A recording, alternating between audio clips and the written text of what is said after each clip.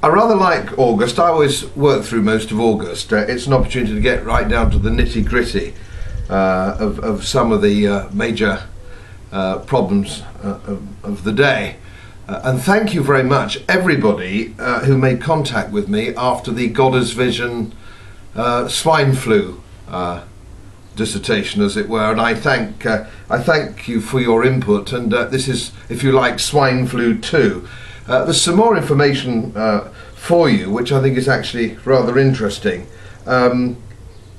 The treatments that were brought in for the avian flu scare, you remember the avian flu scare of 2005, another monster scare which of course didn't happen. There were two antiviral drugs brought in, Tamiflu and Relenza, of which you probably know.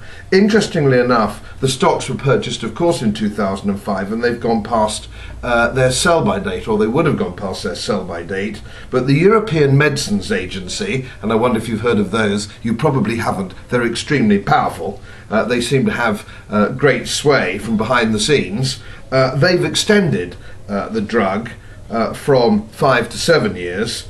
The UK government, in responding to that avian flu scare in 2005, ordered a stockpile of 14.6 million courses. Now, clearly, the extension is going to save a lot of political embarrassment, because they've got 146 million pounds worth of stuff on the shelves, and other nations with similar expiry date problems.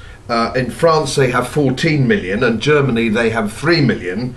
We're sort of adding up, and thank you for that information, those people that send that through. We're actually talking about over £1 billion worth of flu viruses on the shelf past their sell-by date, which are looking to get away on this, clearly, swine flu, which is something of a non-event. Now, interestingly, the Japanese Health Ministry warned that Tamiflu should not be given to those in between age 10 and 19 because of their experience of the last avian flu problems caused serious side effects. Now, that's something, is it not, that you're not being told.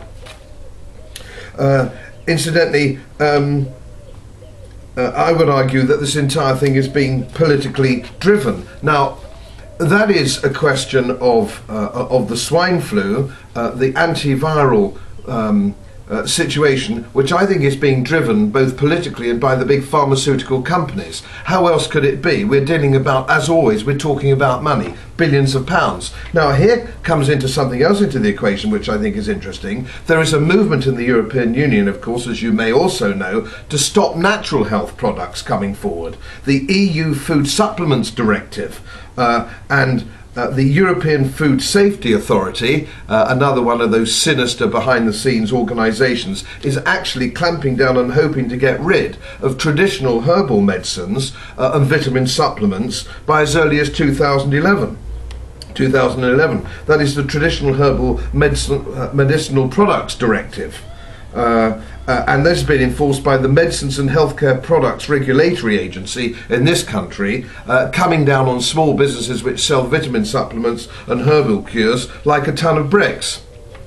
So here they are, they're saying artificial pharmaceutical drug situation is okay, you can have plenty of that, although nobody's going to tell you about the side effects of the drugs, but they're going to stop you taking vitamin supplements, which were natural cures. This tells me that there's a huge political and pharmaceutical conspiracy behind the scenes. And if I may just come on finally to the Centre for Policy Studies review of the BBC. Its original remit by Royal Charter in 1927, I think it was, to inform, educate and entertain.